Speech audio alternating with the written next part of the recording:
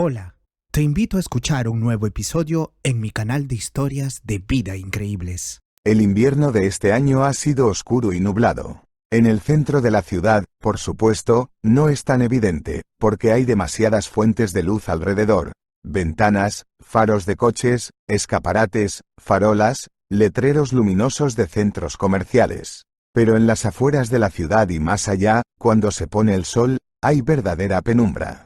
Y aquí estás caminando por la zona sin carreteras, y está oscuro, tranquilo, pero ni siquiera estás solo, sino con un niño. Y no tienes a dónde ir.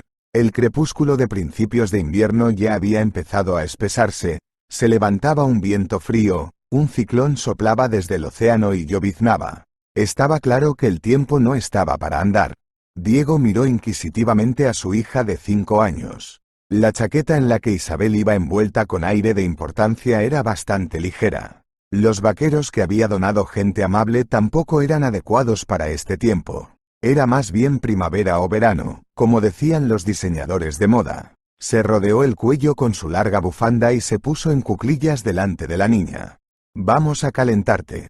Se desabrochó la chaqueta y con cuidado, capa a capa, envolvió la bufanda sobre la fina camiseta. «Así está mejor, más abrigada». Volvió a abotonar la chaqueta de la niña. No quería que su hija cogiera frío. «¿Y tú?», preguntó Isabel. Sabía que la bufanda era lo único que les abrigaba de todas sus pobres posesiones. «Tengo la melena de un león», rió su padre, «me abrigará». Y Diego, en confirmación de sus palabras, sacó de detrás del cuello de la chaqueta su larga melena atada en una coleta, se la enrolló alrededor del cuello y, tontamente, agarró la punta con los dientes. «RRR. Soy un temible león. Soy el terrible rey de las bestias». La niña se echó a reír y rodeó el cuello de su padre con los brazos. El hombre parecía realmente un león, con su pelo rojo fuego y sus ojos felinos, verdes y ligeramente rasgados.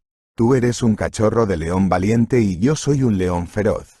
Su hija era muy parecida a él y, por supuesto, lo sabía. Además, para sorpresa de su padre, estaba muy orgullosa de ello. «Eres un león, pero no uno que da miedo, papá. Eres un león bueno. Y yo soy tu cachorro de león bueno», susurró. Diego apretó un momento a su hija contra él. Parecía que iba a abrazarla, pero en realidad empezó a frotarle la espalda con movimientos rápidos. Cuando no tienes nada, ni un lugar donde vivir, ni trabajo, ni dinero, ni perspectivas, empiezas a apreciar las cosas realmente importantes. La posibilidad de entrar en calor, una buena comida o incluso oír la risa de un niño. Isabel se ríe y es feliz. «¿Estás cansada? Si es así, ven a sentarte en mis hombros. Montarás en el león». La niña negó con la cabeza. «No, papá. De momento caminaré con mis propios pies». Es una mentira dulce e infantil. Sabía que su hija no quería aburrirle. ¿Cómo iba a desenmascararla? Se enfadaría. «De acuerdo», decidió, «pero prométeme que en cuanto te canses me lo dirás». «¿Trato hecho?» «De acuerdo». E Isabel dio una palmada con su manita en la palma abierta de su padre. Era hora de seguir adelante. Tenían un largo camino por delante. Tan lejos de una ciudad normal, ambos estaban varados por el destino. Ayer, en la iglesia, una amable anciana había mirado larga y compasivamente a Isabel, que se estaba congelando, y luego se había acercado y tocado el hombro de Diego. «¿Sabes?», le dijo suavemente, «yo podría daros de comer a ti y a tu hija. Y podría dejarte pasar la noche en mi casa, porque va a ser una noche fría. Vivo lejos, pero mi hijo vendrá pronto a buscarme. Él también os llevará allí». Diego no quería estar de acuerdo. El camino era largo y el tiempo húmedo. Pero la oportunidad de alimentar a su hija y la perspectiva de una noche de sueño caliente le convencieron. El hijo vino, pero se marchó esa misma noche. Tenía asuntos importantes que atender en la capital, aunque más bien parecía que solo quería alejarse de su extraña madre, que recogía a indigentes en la calle y los llevaba a su casa. A Diego le horrorizaba pensar en cómo tendrían que salir de aquí por la mañana. Pero Isabel estaba tan entusiasmada comiendo los pasteles de huevo y maíz que le había dado su buena abuela que él decidió no preocuparse por lo que pasaría mañana. Y la vieja ama de llaves resultó ser una persona de lo más curiosa. Ella, por supuesto, bajo gran secreto, Le dijo a Diego que los vagabundos sin hogar son muy respetuosos, y le gusta comunicarse con ellos. Incluso tiene una especie de colección de conocidos de la que se siente orgullosa.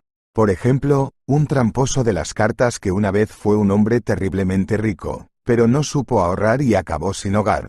Otro de sus conocidos era un estafador matrimonial, 2 doctores, y la perla de su colección, una cantante de ópera, a la que la pasión por las bebidas alcohólicas llevó a una vida de vagabunda. La vieja hablaba sin parar de estos conocidos, y Diego se relajaba, sin escuchar realmente su cháchara. Lo principal era que esta noche él e Isabel dormirían bajo un techo, estaban calentitos y hasta había comida. ¿Qué más se necesita para ser feliz? Esa era otra de las sabidurías que su vida de vagabundo e indigente le había enseñado. Sé feliz con lo que tienes ahora, y no pienses en lo que pasará mañana. Aunque solo sea porque todo puede pasar.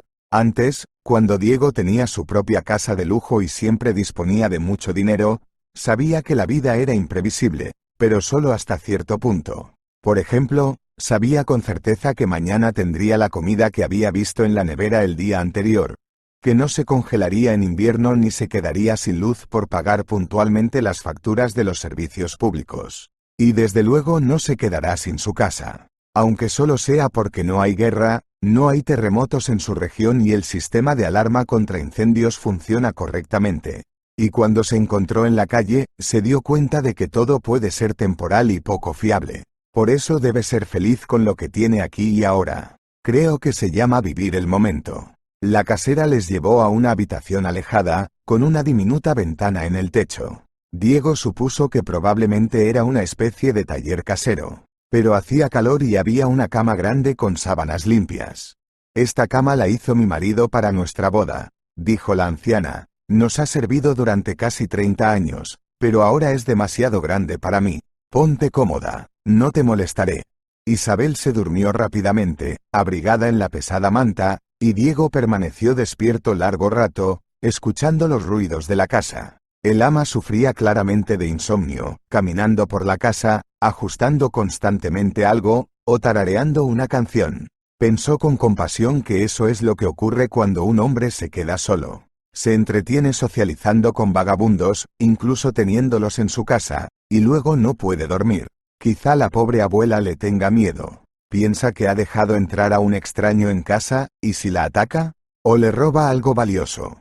Así que no puede dormir, se pasea de un lado a otro, se despierta con canciones. Pobrecita. Quizá hubiera sido mejor que se quedara allí en vez de aterrorizar a una abuelita indefensa. Se quedó despierto hasta la mañana con estos pensamientos. Más aún cuando la abuela empezó a pasearse justo fuera de la habitación.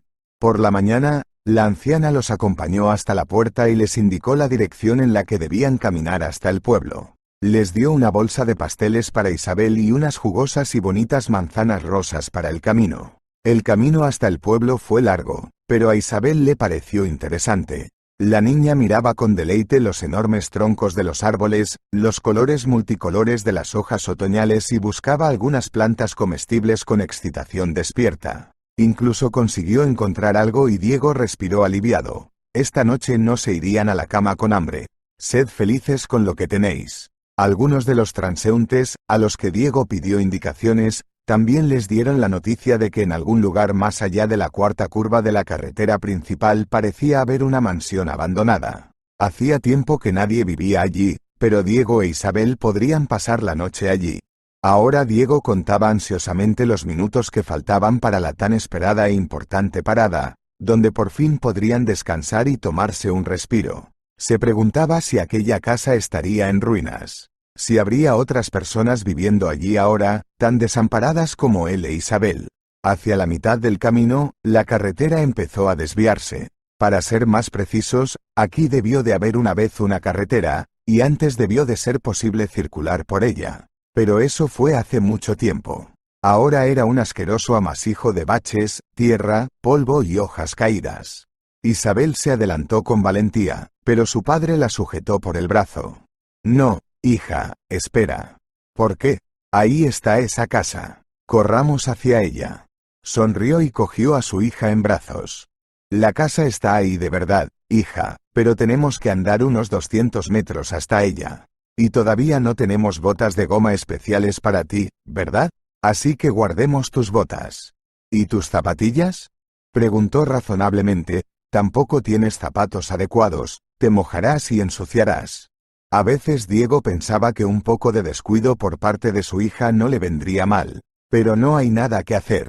Soy un león. No puedes asustarme con barro como ese.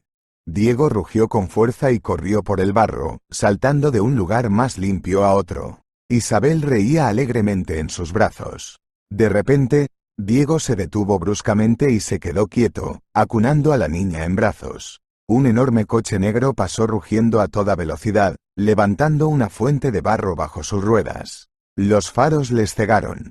Isabel cerró los ojos instintivamente. Justo fuera de la casa, el coche loco frenó de repente, y el conductor, Diego, pudo ver que la cara del hombre estaba roja y enfadada. Empujó algo fuera de la cabina. Algo muy grande y pesado, estaba claro por el sonido que hizo al golpear el suelo. Y también, porque entonces empezó algo realmente interesante. El hombre saltó del coche y con un visible esfuerzo arrastró aquello, incomprensible, pero pesado y grande, un poco más lejos. ¿Era una alfombra?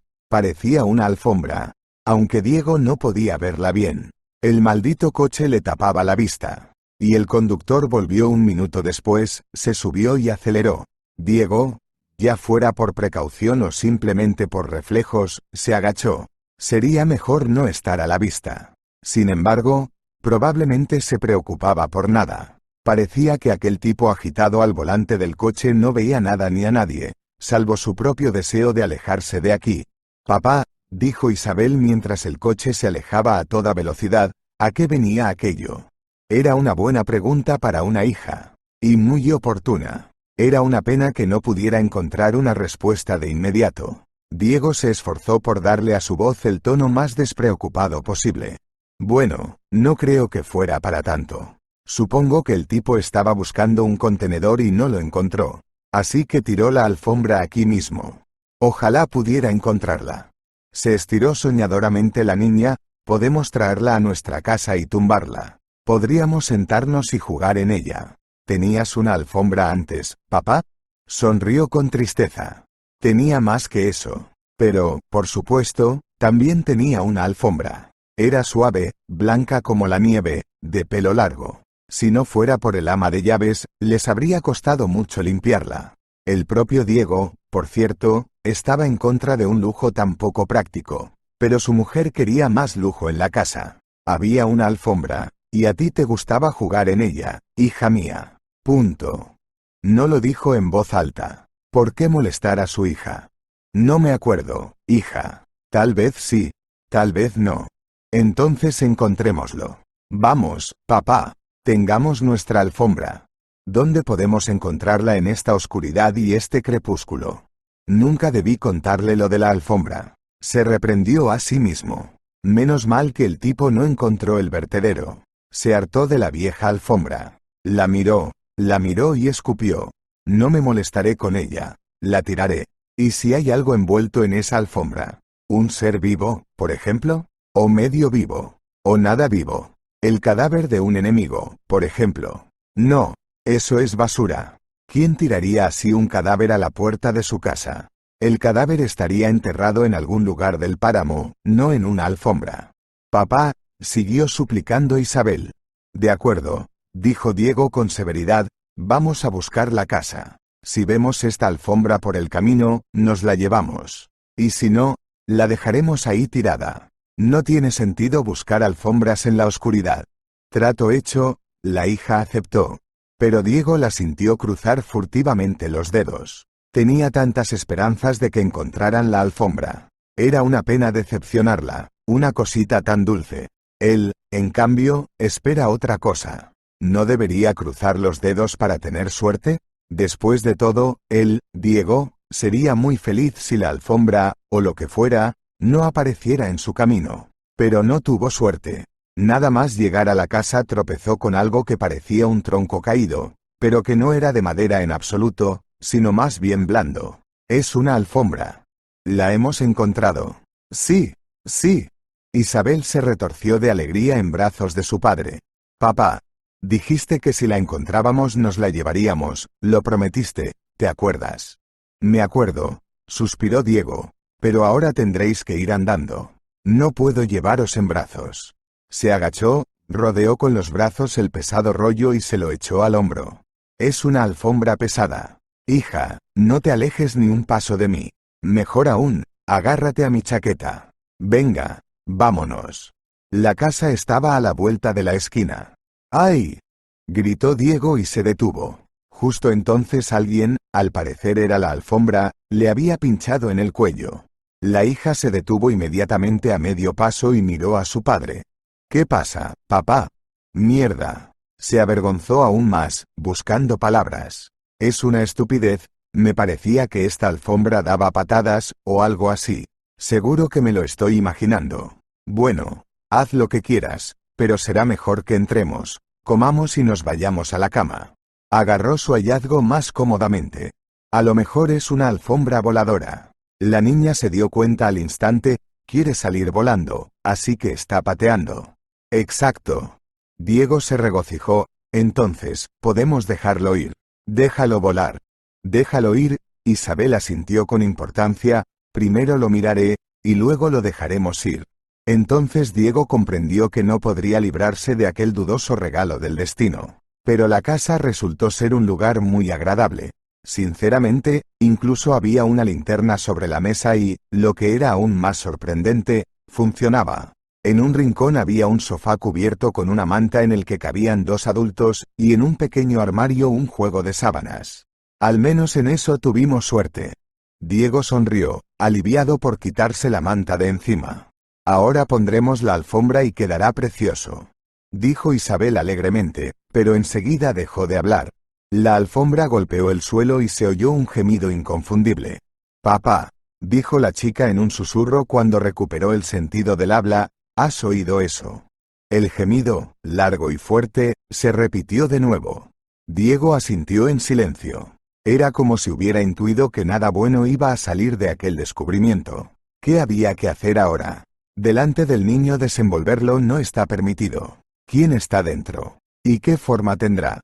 Se estremeció ante las horribles imágenes que su imaginación había dibujado. Y ahora debía actuar con prudencia y cuidado. Incluso muy sabia y muy cuidadosamente. Para no asustar a su hija. Hizo todo lo posible por sonreír. ¿Qué puedo decir, Isabel? He oído que las alfombras voladoras pueden volar. Pero no sabía que pudieran hablar. Probablemente, sea un nuevo modelo de alfombra. Lo que tienes que hacer es ir allí junto al sofá y darte la vuelta. Y yo desenrollaré con cuidado la alfombra y veré lo que hay dentro. Pero no mires. Isabel, sorprendentemente, no hizo ninguna contrapregunta. Retrocedió en silencio, se dio la vuelta y se tapó los oídos con las manos por si acaso. Diego se agachó y empezó a desenrollar lentamente el apretado rollo. Lo primero que vio fue el borde de una bata de mujer, negra, fina, con lunares rosas y blancos. Luego aparecieron los pies. Uno estaba calzado con unas graciosas nalguitas de casa, también con lunares y arqueado. Se quedó mirándolo, sin aliento. Le diré a Isabel que no se dé la vuelta hasta que saque esta pesadilla de casa, decidió rápidamente. Aquí nos la jugamos ella y yo. Tenemos que sacar esa alfombra de aquí. Ya no dudaba de que dentro habría un cuerpo sin aliento. Espera. Entonces, ¿quién gemía? ¿Así que el cuerpo estaba vivo después de todo? Pero no tuvo que mirar y reflexionar durante mucho tiempo. El pie de la zapatilla se crispó y Diego retiró rápidamente el borde que quedaba. La mujer se incorporó de inmediato, mirando a su alrededor. Tenía la boca tapada y las manos atadas por las muñecas. Silencio, advirtió por alguna razón, y sacó una navaja del bolsillo. Silencio. Ahora vamos a quitarles esto. Cortó las ataduras de las manos de las mujeres. Había marcas rojas y rozadas en sus muñecas. Sacudió las manos un par de veces y se quitó la tira de cinta de los labios por su cuenta. Gracias, dijo, con la voz ronca. Diego pensó que debía de ser muy guapa si no fuera por la expresión de horror que permanecía en su rostro como una máscara. Tenía el pelo largo y rubio, revuelto, y se lo echó hacia atrás apresuradamente con las manos. No hay nada que agradecer, murmuró Diego, y para decir algo más, añadió, ya no tienes nada que temer. Todo ha quedado atrás.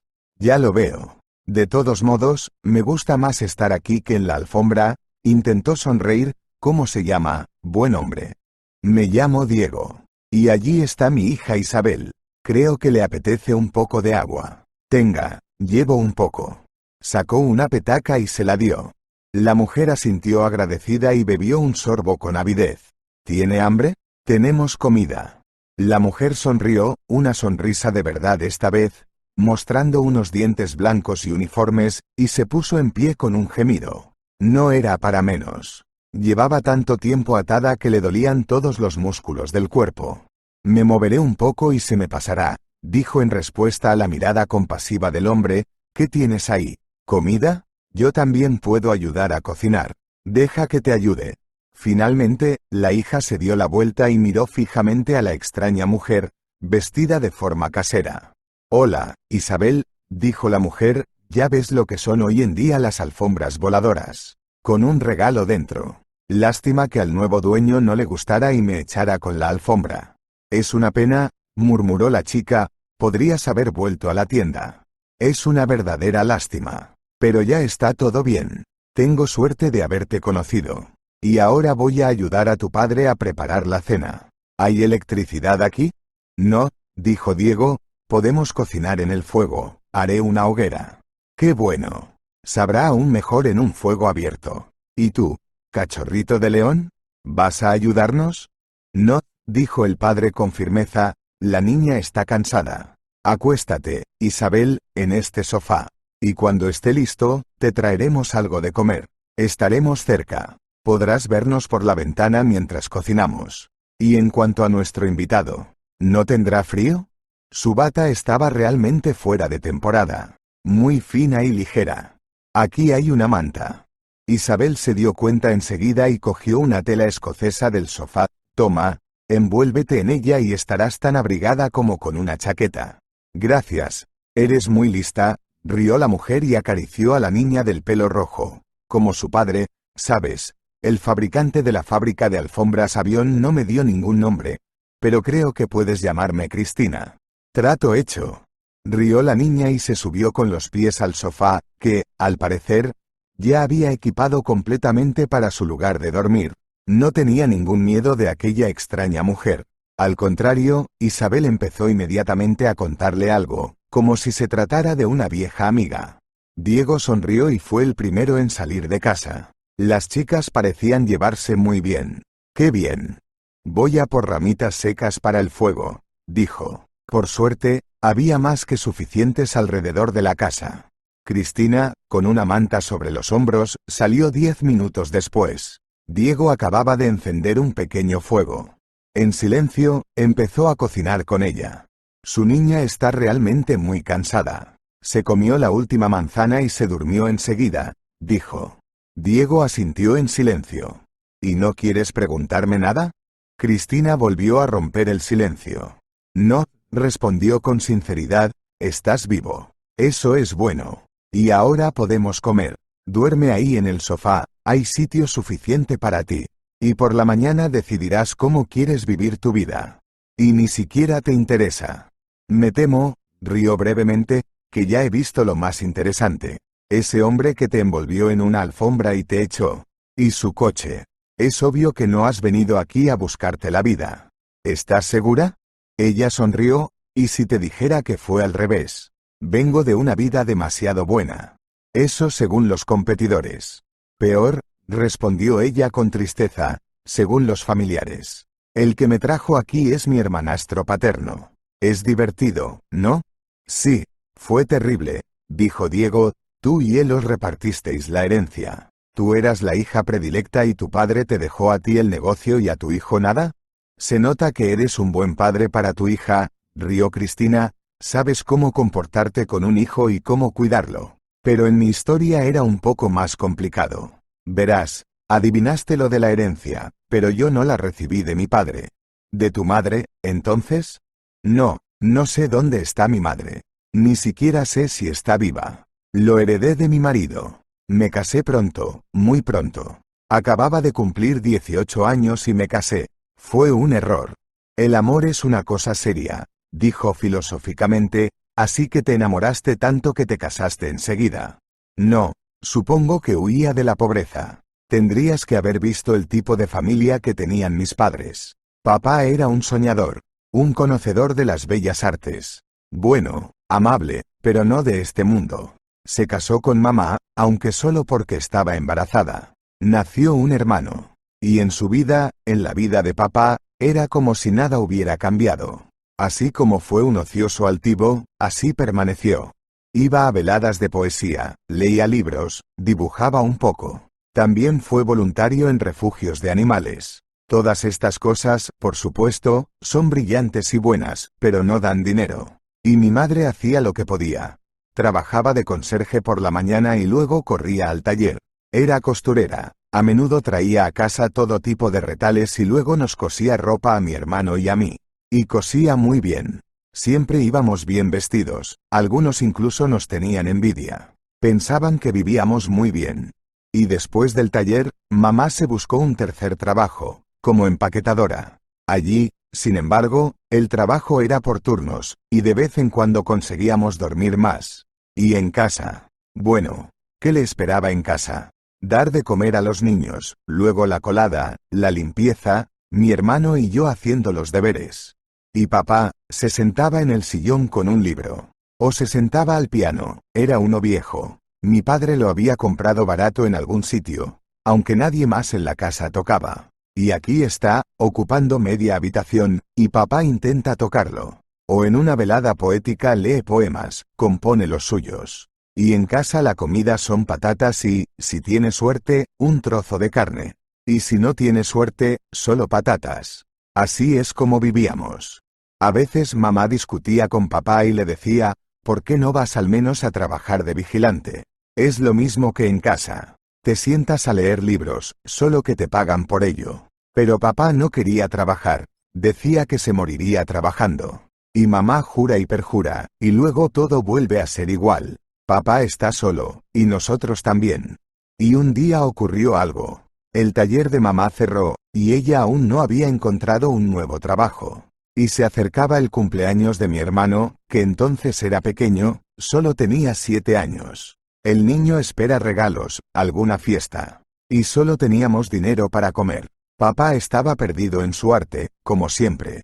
Teníamos una vecina, la tía Verónica. Ella tampoco tenía mucho dinero, y su hija quería ir a la escuela de música. Tenía que conseguir un instrumento en algún sitio, y uno nuevo y caro. Así que esta vecina vino a vernos y se ofreció a venderle el piano a mi madre. Le dijo, de todos modos, está ahí parado, creando una atmósfera. Dámelo y te traeré dulces, pasteles, tartas, porque mi hermana trabaja en una fábrica de dulces. Se acerca el cumpleaños de tu hijo, estás sin trabajo y tu marido no quiere ayudarte. Mamá no se lo pensó mucho. Dio el piano por dulces. Papá volvió de su tarde de poesía por la mañana, y miró, y el piano había desaparecido. ¡Oh, qué comienzo! Despertó a mamá, gritando, maldiciendo, y luego se lo llevó todo en una bolsa y se fue. Dijo que no podía vivir con una mujer que le faltaba tanto al respeto. Y así fue, solo nosotros tres. No sé a mi hermano, pero a mí, la verdad, no me molestó nada. Supongo que me estaba haciendo mayor, y era más o menos consciente de lo que pasaba en la familia. Papá es un vago, pero no se olvida de comer.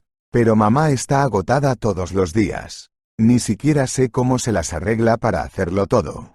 Y por la noche vino la vecina Verónica con 2 pasteles, dulces, pasteles, toda una montaña de dulces. Y fueron unas vacaciones muy alegres. En lugar del piano, mi hermano y yo bailábamos con la radio, y mi madre y la vecina se sentaban en la cocina y bebían vino.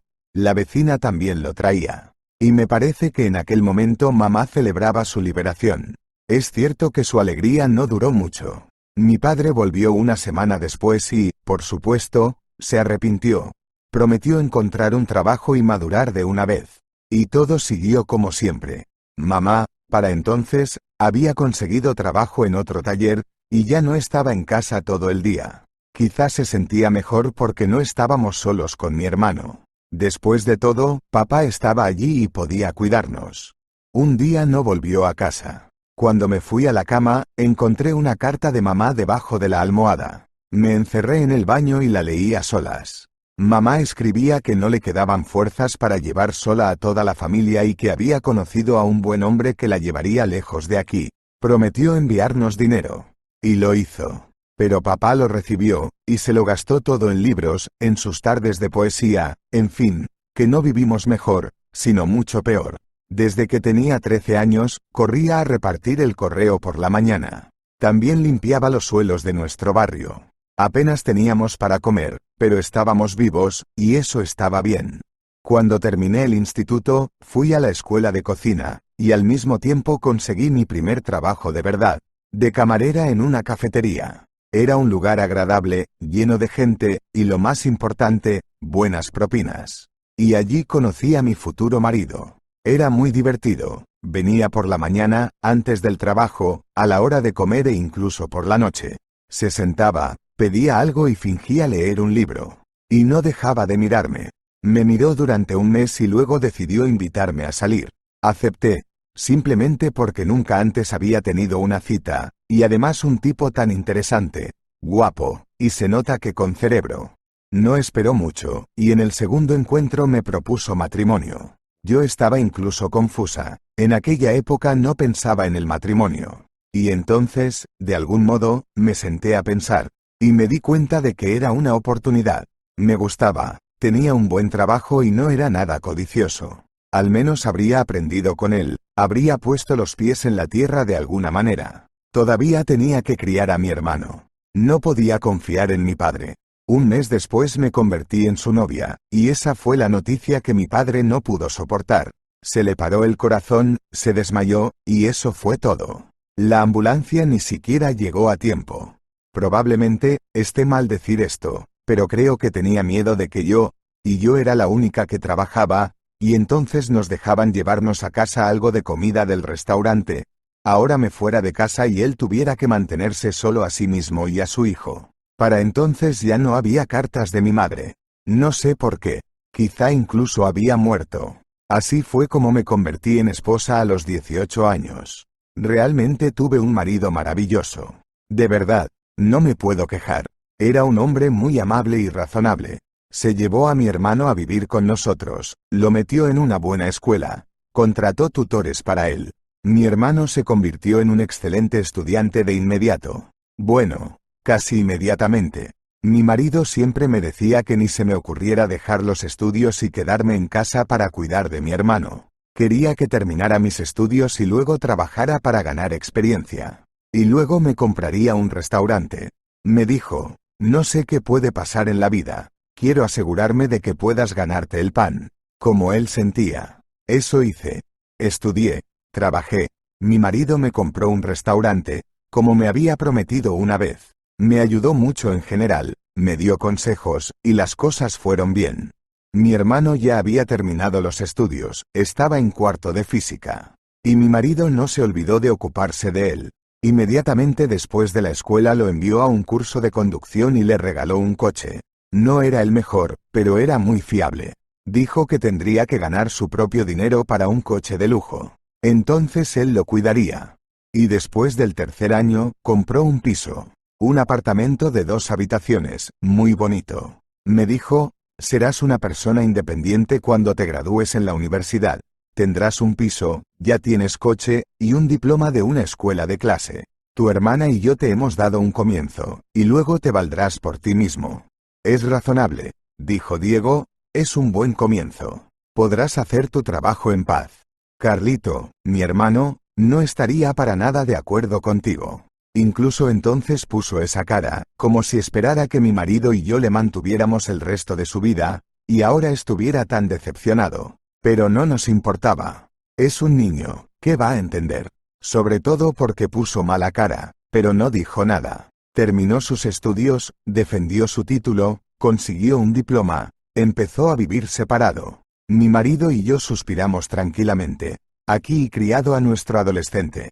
Y empezamos a pensar en nuestros propios hijos. Pero decidimos irnos de vacaciones primero, porque con el bebé no estaremos a la altura. Hacía tiempo que soñábamos con viajar por toda Sudamérica. Queríamos ver antiguas ciudades indias, visitar México. Compramos los billetes, empaquetamos todas nuestras cosas. Con las maletas a punto, esperando las vacaciones. Y aquí, por la mañana, tenemos un avión, y mi marido no está en casa. A las 2 de la mañana no está, a las 3 tampoco. Le llamo y no contesta. Y luego resultó que unos cabrones le dieron una paliza en la puerta de casa. Lo tiraron al césped y allí murió.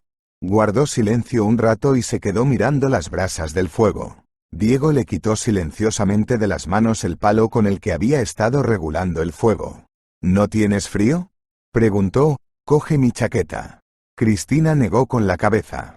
Después del entierro, por supuesto, todas las posesiones de mi marido, que eran considerables, fueron a parar a mí sola. Pero a mí, créeme, ni siquiera me importaba. No me acordaba de mí misma por el dolor. No sé cómo no perdí la cabeza. Supongo que mi trabajo me salvó.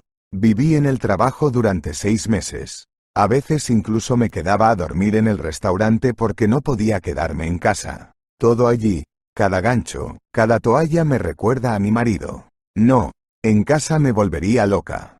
Y cuando pasaron 6 meses, heredé la propiedad. Y había tantas cosas allí.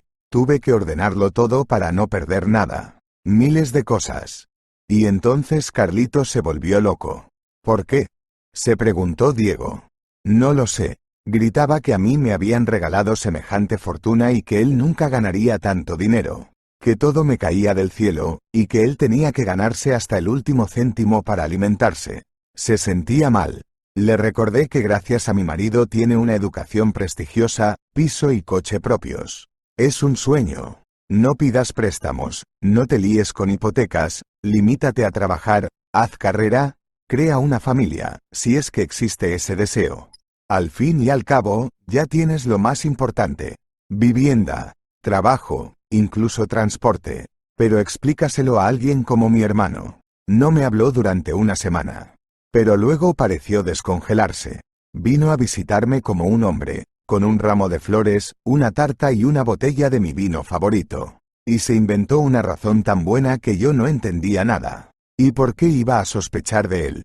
No puedes esperar problemas de un hombre al que amas. Me dijo, ¿por qué pelearnos, Cristina? Somos los únicos que quedamos el uno con el otro, y no hay nadie más. Hablemos, recordemos a nuestro padre, a nuestro tonto. Hoy hace 10 años que se fue. Yo, por supuesto, me derretí inmediatamente, le abracé y empecé a poner la mesa. Y Carlos dijo, Cristina, te he traído vino, pero yo tomaré algo más fuerte. ¿Tienes coñac? Por supuesto que tenía coñac. Así que nos sentamos a cenar, tomé un sorbo de vino, y eso fue todo. Me sentí mareada, muy mal. Carlos me ayudó a levantarme, me sentó en el sofá y me dijo, te haré un té y todo pasará. Se fue a la cocina y me desperté en la alfombra. Ya veo, suspiró Diego. ¿Hablas en serio? Claro que sí.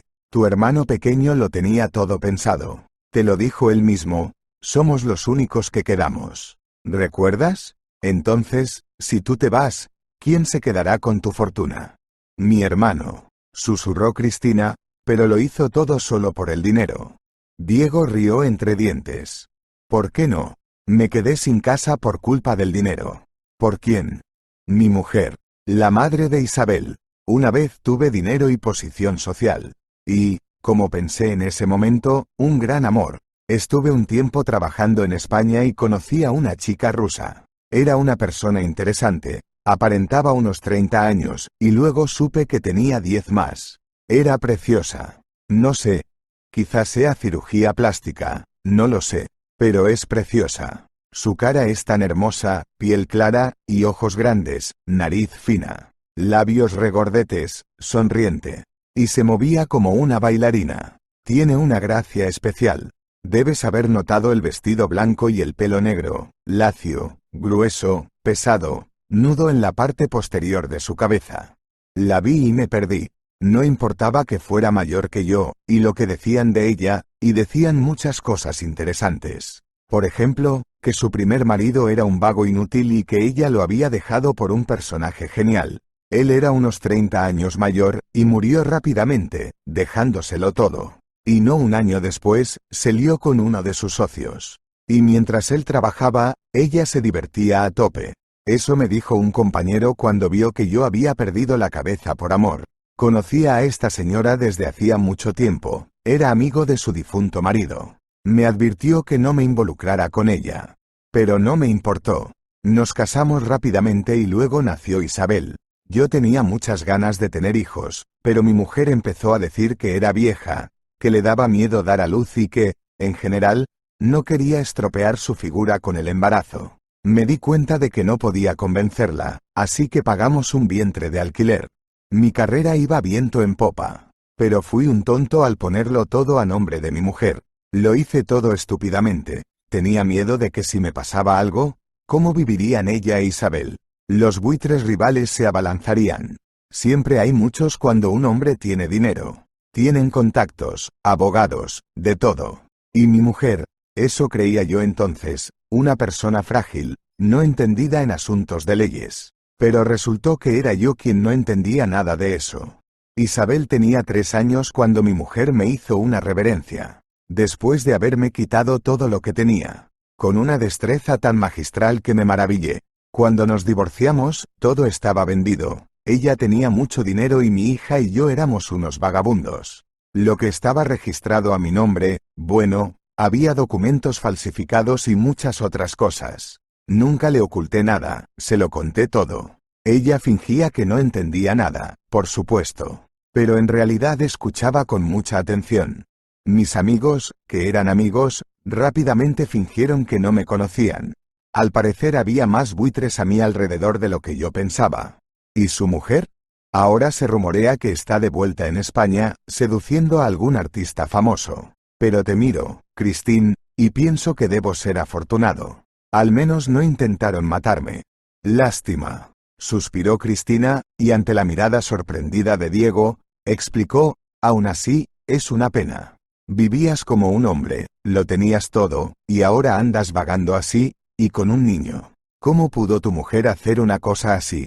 Ella no se compadecía de ti, pero la niña, era una hija. Se encogió de hombros. Ella siempre decía que los hijos le quitan todo a los padres, libertad, dinero y... ¿Y los nervios? Preguntó de pronto Christine, ¿es eso lo que dijo? Creo que sí, y dijo que ella misma había inventado tal aforismo. ¿Y tenía una fina cicatriz en el cuello, bajo el pelo? ¿Una así, de color claro? Sí, se sorprendió Diego, así que os conocéis. Cristina resopló. ¿Con tu propia madre? Claro que sí, se lo oí decir durante toda mi infancia. Y por culpa de esa cicatriz, siempre llevaba el pelo recogido en un moño bajo. Bueno, al menos ahora sé que está viva. Y lo lleva bien. ¿Ves? Es bueno que nos hayamos conocido. Ahora sé que mi hermano es tan bueno. No, llegó una voz desde la oscuridad. Diego dio un respingo y se levantó de un salto. Carlos salió de detrás de un árbol, borracho y sonriente. No se parece en nada a su hermana, pensó Diego, confuso. Los rasgos faciales de Carlos eran toscos, pero no de un modo toscamente masculino. Más bien, algo animal destellaba en sus expresiones faciales, en la mirada de sus ojos hundidos. Tú, hermana, aún no sabes mucho. ¿Crees que no sabía que nuestra madre está viva y sana? Lo sabía. Pero cuando le dije que podía compartir su bondad con su hijo en vez de quedárselo todo para ella, ¿sabes lo que me dijo? ¿Sabes lo que me dijo? Se balanceó, apenas capaz de mantenerse en pie, y luego se sentó en el suelo y extendió las palmas de las manos hacia el fuego. Tania guardó silencio. Dijo, continuó Carlos, con la cara tan dolida como la de un niño, que se lo había ganado todo con su propio trabajo. Así que resultó que engañar a los hombres se llamaba ahora trabajo. Y que, en vez de llorar y quejarme, mejor me pusiera yo a mejorar mi vida. Y yo seguía pensando, ella ganaba más dinero gratis del que yo jamás hubiera soñado. Y tú hiciste lo mismo. Así que ahora pienso, ¿quién de nosotros se parece más a mamá? ¿Tú o yo? Pero quiero decirte, Christine, que no soy el tonto que ella pensó que era. Ella es una mendiga ahora, ¿de acuerdo? Es una mendiga, una vagabunda harapienta, y se alegra de que haga calor en su querida España. Porque aquí tendría tanto frío como un perro callejero. ¿Y sabes por qué? Porque no soy estúpido. He contratado a un gilipollas solo para ella. Un amigo mío. Es tonto como un corcho, pero hace chillar a las damas. Lo envié a ella y se llevó todo su dinero. No me arrepiento. Que piense lo que le diga a su hijo. Y que comparta más su riqueza con sus hijos. ¿Por qué has vuelto aquí, Carlos? Preguntó fríamente Cristina. ¿Has traído a alguien más? ¿También bien empaquetado? Él volvió a reírse. Quería asegurarme de que ya estabas muerta, y ahora todo tu dinero sería para mí. No soy una mujer, a diferencia de ti y de mi madre. No puedo ir por ahí ligando con hombres y estafándoles. Puedo hacer otra cosa. Te llevaré a la estepa, a las montañas, lejos de la ciudad, y ya está. Pero siempre has sido una chica afortunada y resistente. Y ahora vuelves a tener suerte. Pero para mí, suspiró, no tanta. Voy a tener que hacer dos en vez de una. Tú y tú. No terminó. Cayó de espaldas por el duro y corto puñetazo que le había dado Diego. Lo siento, murmuró, volviéndose hacia Cristina, pero estoy tan harto de él. Que se calle. ¿Está vivo ahí dentro? Preguntó temerosa. Está vivo, no te preocupes. Decidamos qué hacer con él. Podríamos enrollarlo en una alfombra y mandárselo a mamá. A España. Ella sonrió. Es una buena idea. Pero me temo que la aduana no lo permitirá. Atémosle. Y llevémoslo a la policía. El coche debe estar por aquí, no ha venido andando. Murmuró Carlos, temblando en el asiento trasero del coche. El pómulo roto le dolía muchísimo y, muy a su pesar, estaba empezando a despejarse. Ahora tenía sed. Y también tenía mucho miedo. Iba a ir a la cárcel por intento de asesinato. ¿Y si los investigadores descubrían quién había organizado la paliza al marido de Christine? ¡Maldita sea! No era mi intención, gimió Carlos. ¿Me oyes, Cristina? No sabía que tu marido iba a morir. Solo te pedí que lo castigaras, ¿y qué otra cosa podía hacer? ¿Tú te vas de viaje y yo tengo que morirme de cansancio en el trabajo? ¿Dónde está la justicia en eso? Quería estropearte las vacaciones, no sabía que acabaría así. Cállate.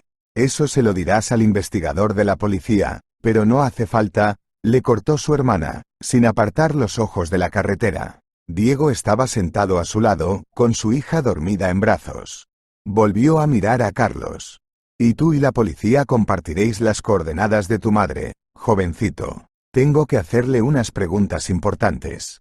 Carlos se inquietó, tanteando la cabaña. ¿Creéis, idiotas, que voy a confesárselo todo a la policía? Estáis locos de remate. No les diré ni una palabra. Fingiré que soy un pez mudo. ¿Me oyes, hermana? No diré ni una palabra.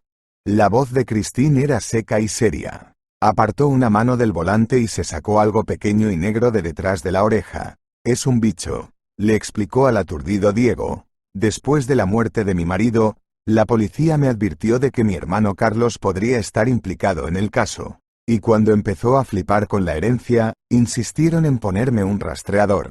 Y Carlito, se volvió hacia su hermano, tú no lo sabías, pero tengo videovigilancia en mi piso. Así que la policía nos está esperando. Ya puedes empezar a hablar.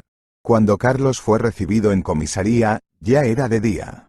Diego y Cristina aparecían, y se sentían, completamente agotados por toda la noche loca. Isabel era la única que dormía plácidamente en el coche. Diego miraba ansioso el rostro demacrado de Cristina. ¿Cuánto tenía que aguantar? ¿Y cómo soportarlo todo? Y él estaría encantado de ayudarla, de protegerla de la adversidad. Pero ¿qué podía hacer? No es más que un vagabundo. Ella no dijo ni una palabra. Se quedó allí de pie, envuelta en su manta, mirando el cielo resplandeciente del amanecer. Rezaba o buscaba respuestas a sus preguntas. Y las respuestas no están escritas en ninguna parte. Cada uno busca las suyas.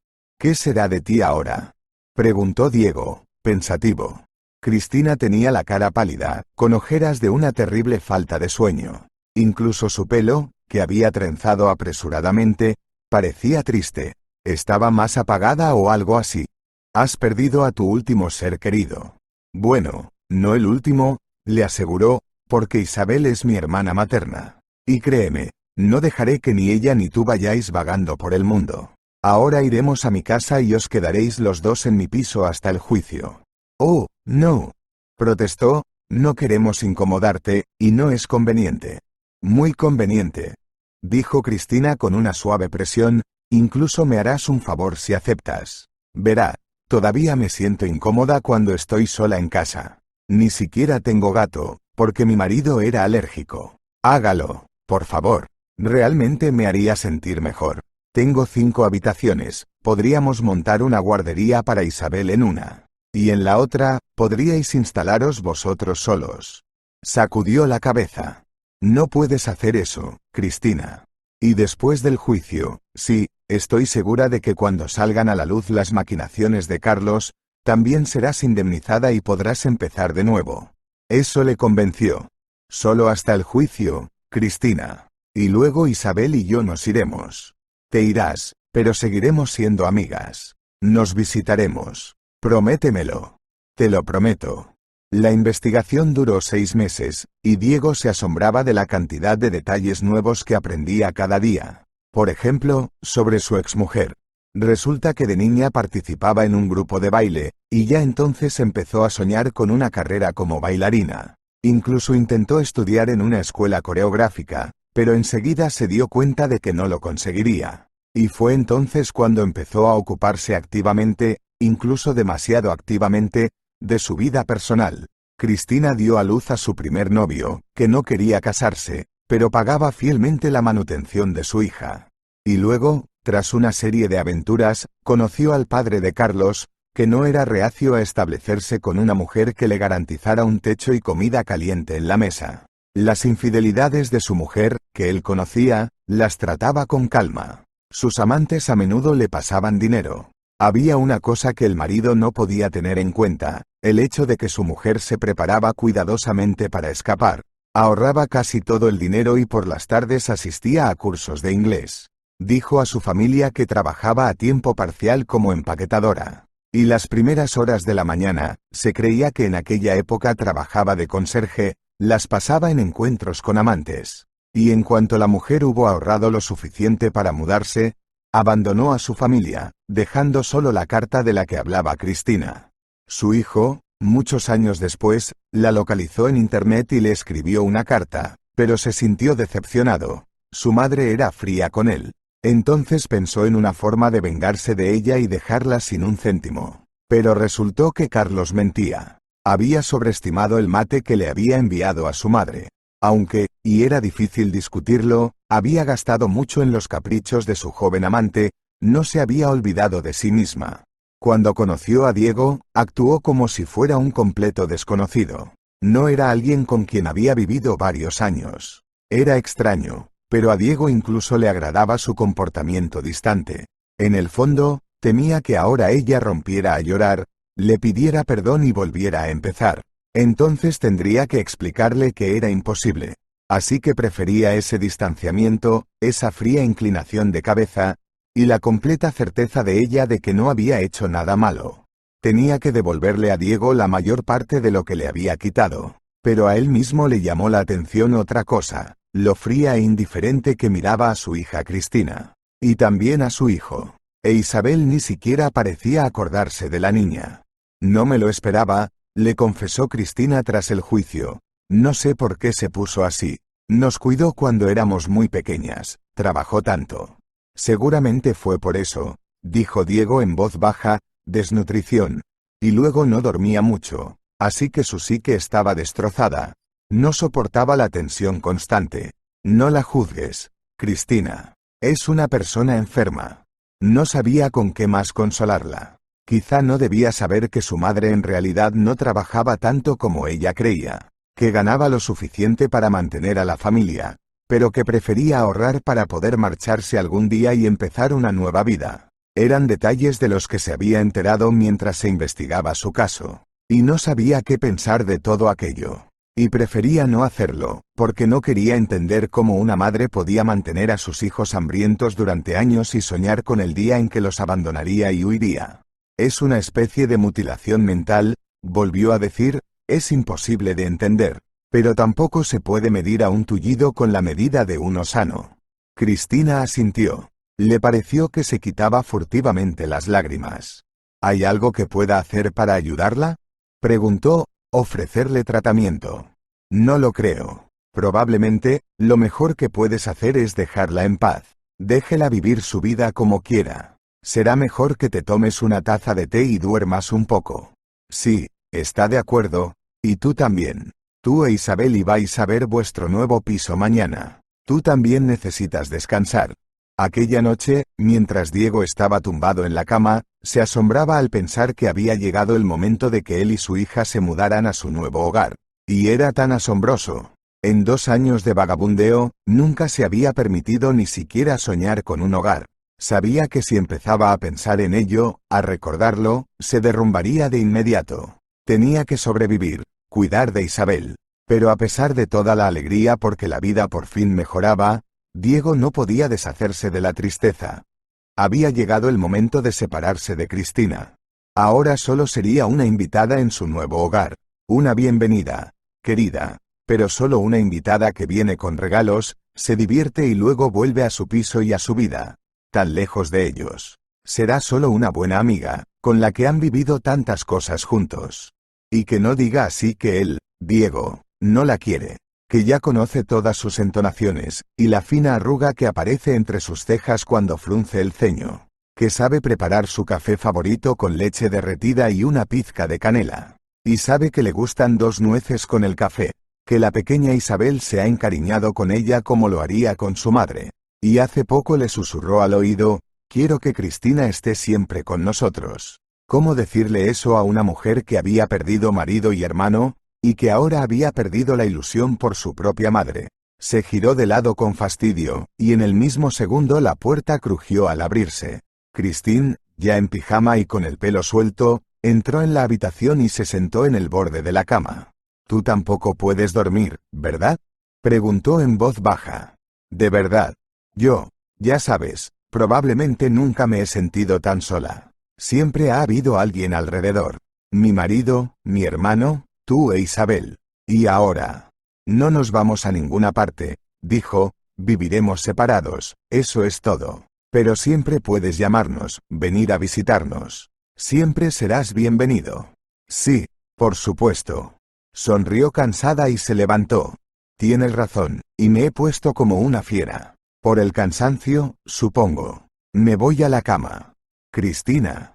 Diego la llamó suavemente, «¿te gustaría vivir con nosotros? Nos mudaremos juntos, Isabel, tú y yo. ¿Te gustaría?». Ella se volvió lentamente hacia él, y su rostro se iluminó con una sonrisa genuina, no forzada. «Sí». Apenas tuvo tiempo de estirar los brazos para atraparla entre los suyos, riendo, llorando, pero sobre todo, muy, muy feliz. Y comenzó una nueva vida. Si te ha gustado la historia, por favor dale un me gusta y suscríbete al canal. Si te ha gustado esta historia, por favor apóyame con un pulgar hacia arriba y suscríbete a mi canal.